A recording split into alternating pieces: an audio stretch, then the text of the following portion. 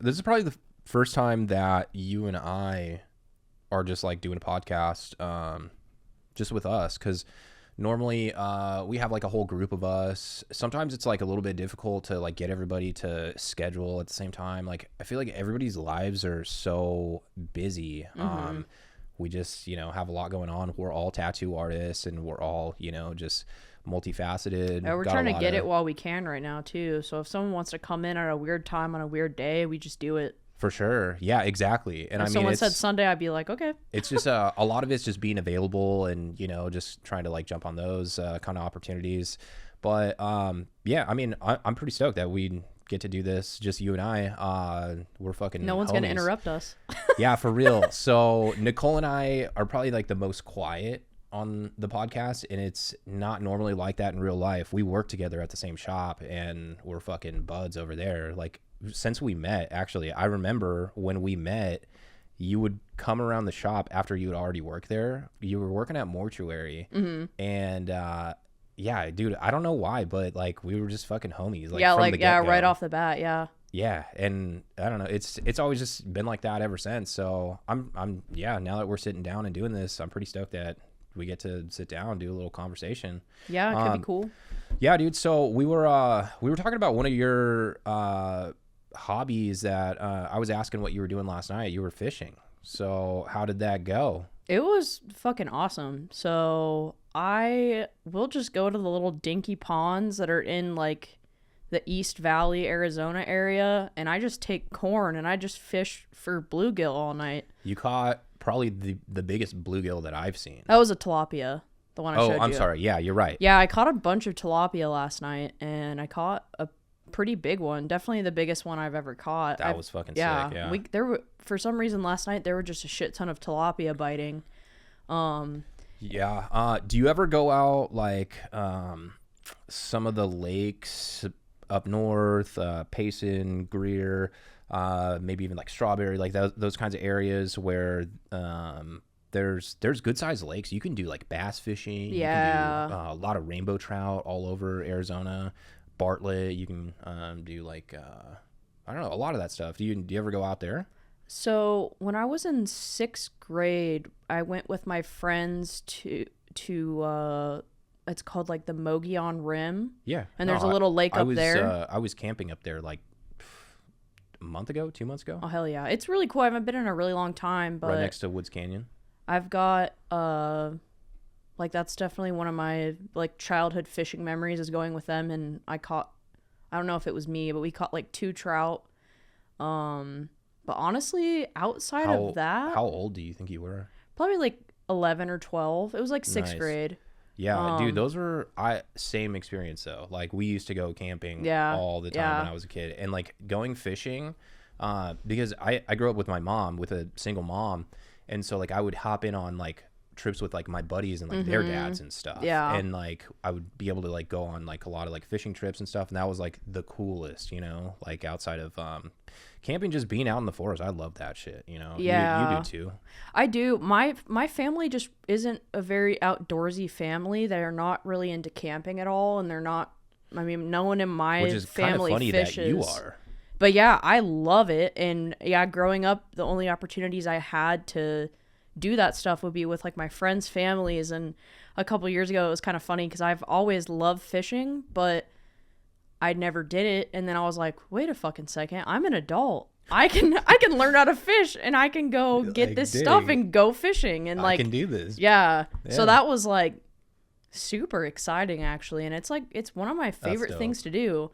And you can go after work, after tattooing, and it doesn't really take anything. Like literally I'll go out there, I have one hook and just corn. Yeah. And that's it. It's like it's super cheap, it's super fun. You don't have to think about anything. Like it's amazing. It's just so fun. I mean, yeah, just being out on the water, casting out, it's just such a good feeling. It is such a good feeling. And I love just seeing the fish and like looking at them, and then I'll give them a bunch of stupid names and then throw them back in the water. I've never heard of anyone doing this, but you said that earlier before we jumped on the pod. You just reel in a fish, give it a stupid name, and then you just toss it back in. Yeah, like last night. It's fucking hilarious. I'm like, I need to start, like, when I go fishing, I need to start, like, posting them on my Instagram story with what I name them. But I named one Silver Syrup. I named one Puss. I named one First Prize. Yeah, you're like the queen of giving solid fucking goofy names. Remember when you had all those cats, the kittens? Oh my God, you just gave them all like the most ridiculous the worst names ever. Yeah, what were some of the names? We had, so the one that I kept, his name is Greasy. His brother was Gun, and his other brother was Yes Chef. Yes, Chef. And then we had Paul Blart, which was a girl. We had Randy Marsh, which was a girl. Toenail Clipping. Build-A-Bear and Spider-Man 3. Ah, come on. Like, that's so stupid. I don't know if it gets better than that, though. Like, I remember you had photos in your station at the shop. With their names on them, yeah. Like, it was like an adoption kind of thing for... Here they are. That was the funniest shit, dude. So and it just says Gaylord. Yeah, underneath Nicole literally had just like photos of like all of these like adoptable cats, kittens at her house, and she just had like all the most ridiculous names, fucking Paul Blart and Randy Marsh and Spider-Man 3. And unfortunately, to my knowledge, no one's kept the names besides us. And that's pretty disrespectful. It is pretty disrespectful. Like, I saved their lives, so you should really keep the name that I came up with. Although, so like when I got my dog, his name was Chauncey, and I was like, he's not a Chauncey. I don't know why that was even a thing. I was like, who the fuck names anything Chauncey? So that's not it. And his name is not Chauncey. It's Benny, and he's getting old, dude. So was he from a rescue, or was he from like a breeder, or did he have a previous owner? I fucking bought him from like my cousin's mom for $25 from the reservation. Yeah, so it was like their dog previously? No, he's just he was a puppy. Like they had a litter, and they just gave him like random names. Breed dogs out on the reservation. Chinle, like Navajo Nation, like up north, Flagstaff, a little bit past it. So yeah, he was just bred from the reservation, and he's actually the only dog from his litter that lived. Yeah, you were telling me that. Well, I mean, obviously, like I don't know what kind of conditions like any of the other dogs were under, but sometimes shit like that happens even in the best circumstances. Like litters a lot of them can pass. Yeah, with dogs and cats. So I don't know. I mean, res dogs, they I don't know if you've ever been out to a reservation, but they're all different, and they all seem to just have res dogs, and it's just dogs that are in packs, and they just run around. I've met some really nice res dogs. Like, I've heard terrible things about res dogs, but I've never had a bad experience with them. Like every res dog I've ever met were really friendly, hungry, and like you know what I mean. Like I would be out. I remember I would go to my uncle's house on the reservation, and there would be this dog that would come into his house to get food, and I'd be like, "Did you get a dog?" And he's like, "Oh no!" Like he just comes into your house. It's just out in the desert, dude. Like there's no fences or anything. Like they just he just roams around into his house. Yeah, so I think it was fucking. My clients were telling me the other day that they had a random dog come into their yard, and it was just playing with their dog, and their roommate looked out, and they're just like, "What the fuck? Whose dog is that?" Dude, I saw a fucking owl in my backyard the other day. The girls were just like playing like in the yard, and Shelby and I were just like talking like in the backyard, and this owl comes down, and it's fucking huge. Yeah, they're big. Dude swoops down like it was about to pick up one of the girls. What the fuck? I swear, dude. It went like down towards them? Yeah, dude, it swooped right fucking next to us. Like, dude, I'm talking feet from me, like 3 feet from me, and that thing was massive, dude. We felt that shit just swoop down, and it was like so cool, but like also a little scary. I know. What the fuck? The afterthought, like, it's like what was seconds it doing? later, I was just like, instinct, like dad mode started to kick in, where I was just like, wait, what the fuck? Is yeah, like, you know what I mean? Yeah. Like alert kind of thing, but it yeah, happened so quick, dude. I'd never seen that before. Yeah, that's fucking crazy. Yeah. I'd never seen an owl in my backyard before either. I didn't even know they were over there. And then the next morning, there was a roadrunner. On my fucking wall. You've probably seen them, I'm sure, at your parents' house. Yeah, right? yeah. Where my parents live, there's it's kind of weird that they did this in Arizona in general, but I feel like in like closer to kind of like our grid system, they did take out like a lot of the native plants and they'll just replace them with these random trees. That sucks. Versus where my parents are, like they left all those kind of like blank Los spaces Angeles, where they just put in palm trees.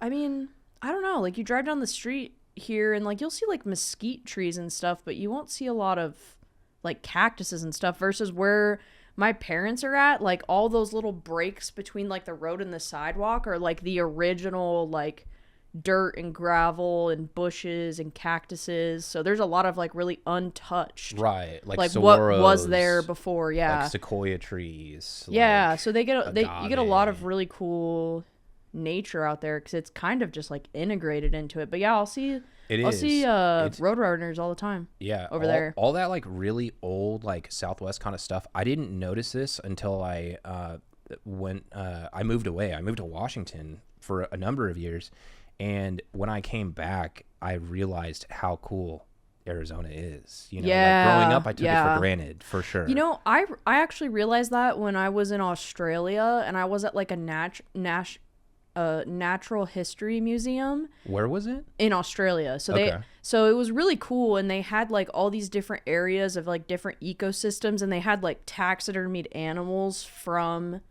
that area, and so it was like from different continents and different countries. In your realm, dude. You know how to do taxidermy stuff too, and you have a bunch of like that's another thing I could talk all about. over your station. We don't have to jump into that, but I just wanted to like make note of it. So you're over in Australia at the Natural History Museum. Is that what you're saying?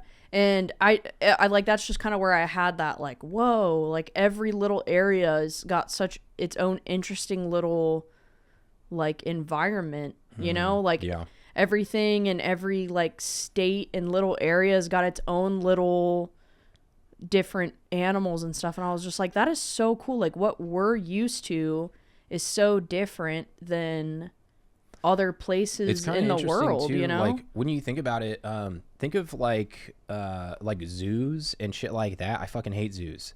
But the main reason is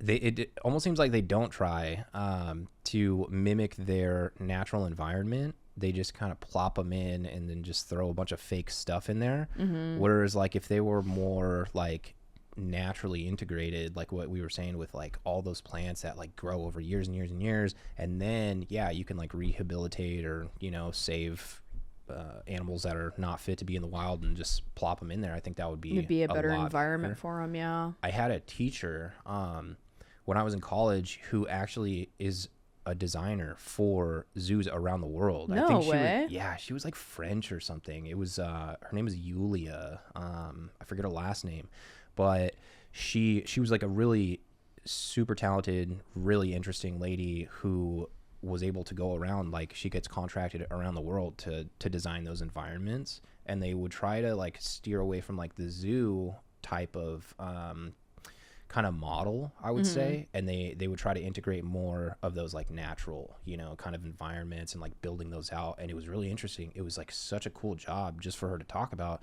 because if you think about it, you're just like, every animal has such a different ecosystem. Yeah. And they have to, you have to learn how everything around them is going to kind of interact and like things like that, and try to mimic that through designing it. That I thought it was incredible. That's a really fun thing that you get to do if you have like small animals too. Like I have fish, I have turtles, we have a lizard, I have a fish tank at the shop.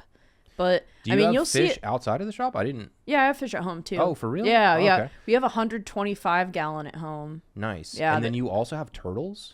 Yeah, Sam's turtles. That's right. Yeah, I took our coworkers' turtles because they were. What kind of turtles are they? They're just red-eared sliders. Oh, okay, okay.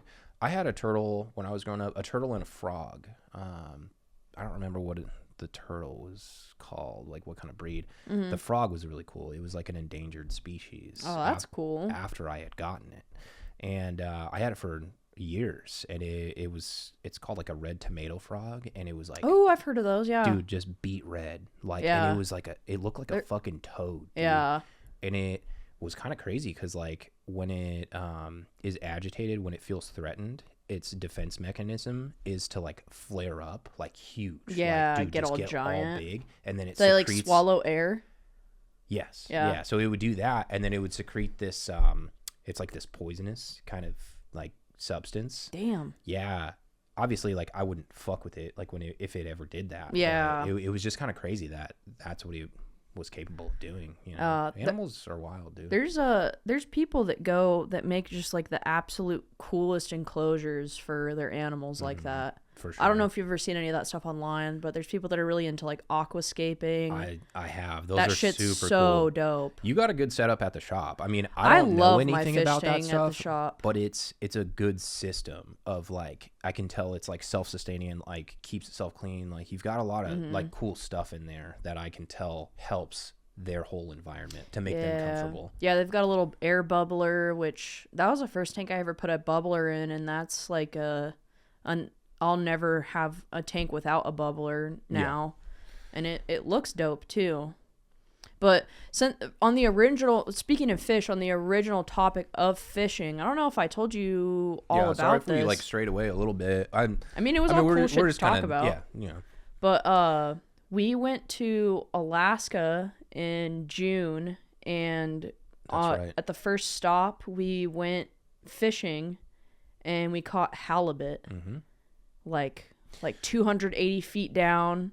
Yeah. Pulled them up. What's it like reeling one of those in? Oh my God. How long do you think it took? It took so long.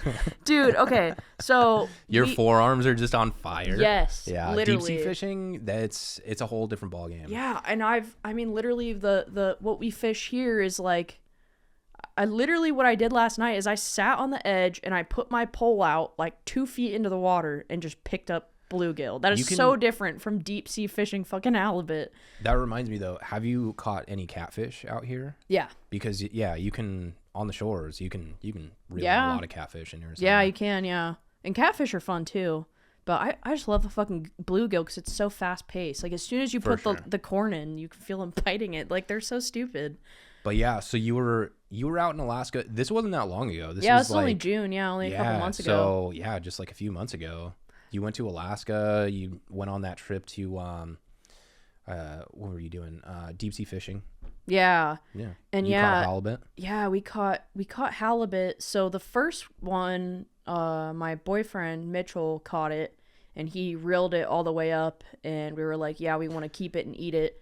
Yeah. And then it was kind of like a guided tour-ish sort of thing too. Like you had someone helping. So we got so lucky. It was literally just me and Mitchell on the boat. We didn't have to share it with anyone else. Is it normally like it's normally like 6 people on there. Oh yeah, dude, that'd be sick. If it was just us. It was so sick. Yeah. And and then it was weird. They were only biting Mitchell's like pole, and so the next one was on that, and I reeled it all the way up, and then it got to the water and the line snapped and he didn't catch it in the net, so I pulled it up 280 feet and then the line broke. Cool. So you lost that one? And my shoulder hurt so bad fucking pulling it up, and I was like, oh my God. And then we had to like turn around. So this is like in the last 5 minutes before we had to like haul back to the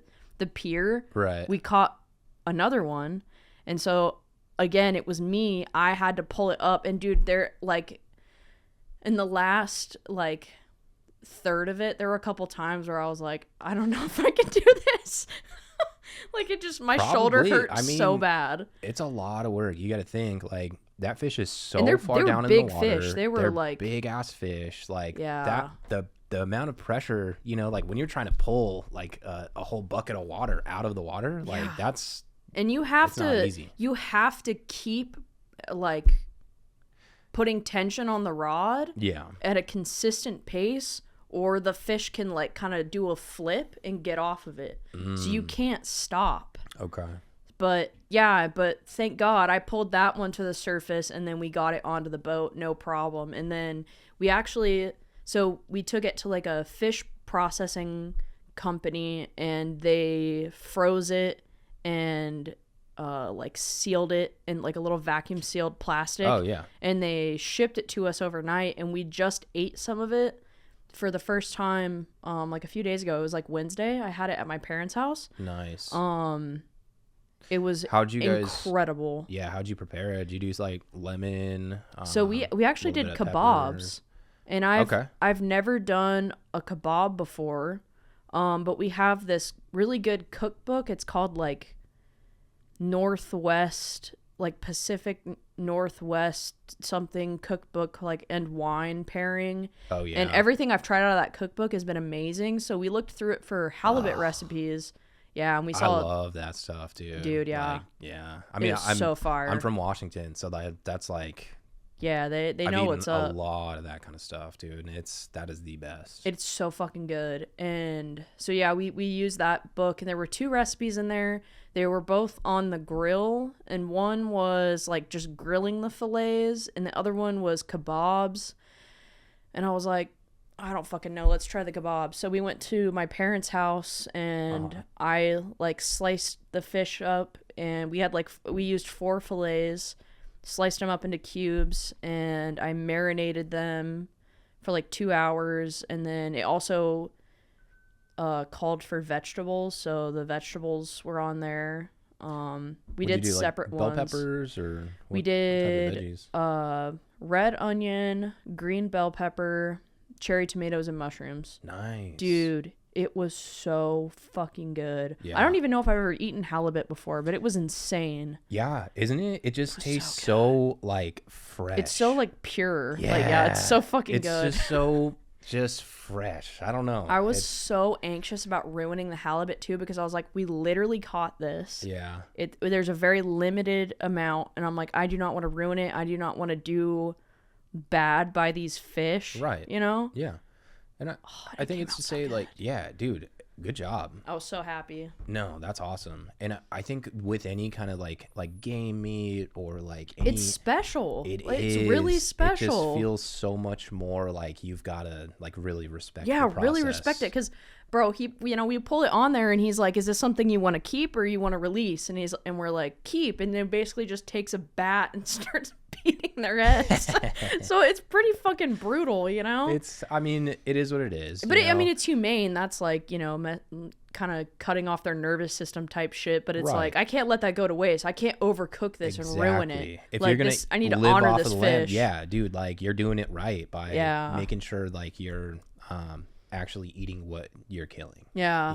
So I don't know if I'd ever eat anything from our little urban ponds, though. They're pretty fucking gross. Fuck no. Don't ever eat anything out of there. Dude, that is disgusting. I would never. Arizona fishing, do that shit. And like, I've eaten like trout or trout. I think that's probably from like actual rivers and lakes. In the lakes, because there's way more water. Yeah. And they're not lakes, not like Canyon Lake where it's like boating and shit. It's literally like Woods Canyon Lake. I grew up, like fishing at like Woods Canyon Lake or like up in Cholo, stuff like that. I would eat trout from there for sure, or bass or but anyways, yeah, I remember being a little kid. I was born in Washington, and I moved to Arizona when I was pretty young, when I was probably about 6. But when I was like, learning to walk like a toddler and stuff like that, I just remember my parents were real outdoorsy, like hunting, fishing, stuff like that. We would go like deep sea fishing with their friends, and we would do it like quite a bit. And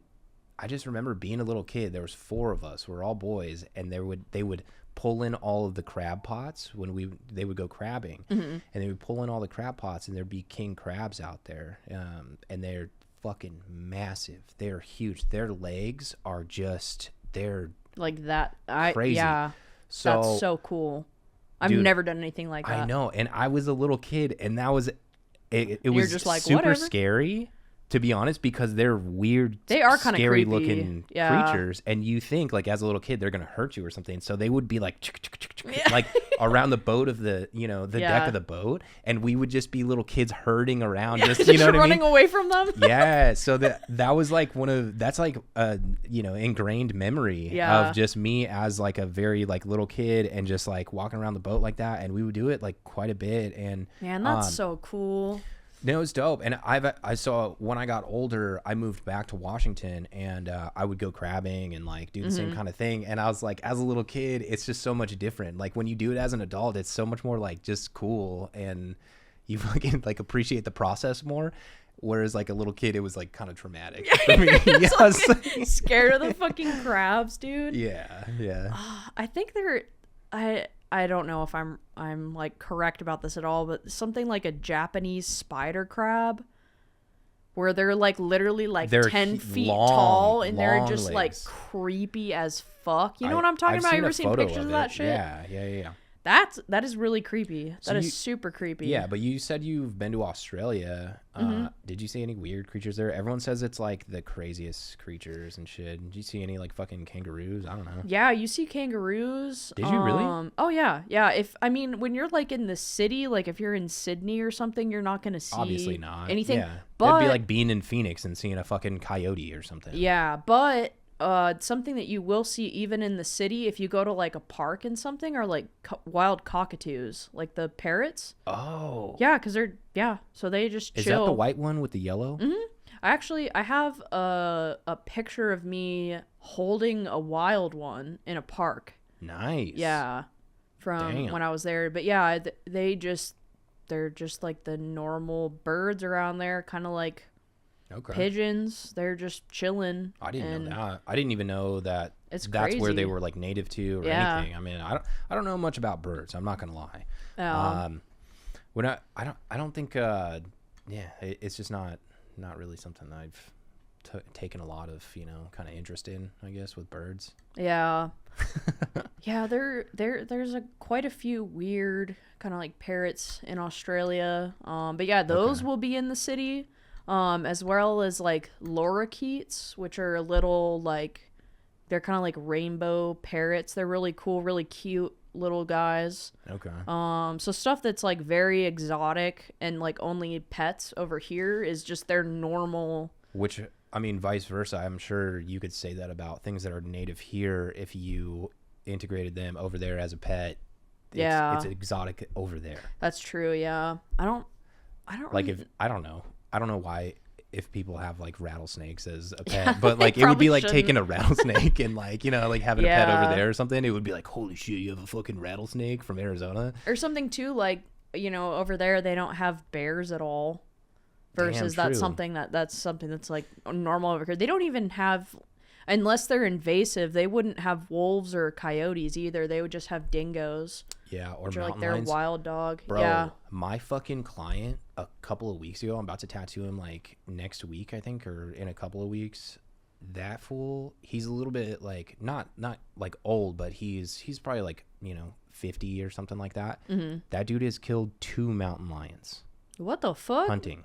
So he's been hunting since he was a kid, but I was like, dude, I've never heard of anyone with 2 mountain lions. The fact that you can come across a mountain lion is so rare. I don't think I've ever seen one the entire time I've lived here. I've never seen one. I'm terrified I've seen of them. bobcats. I'm fucking, I would hate that shit.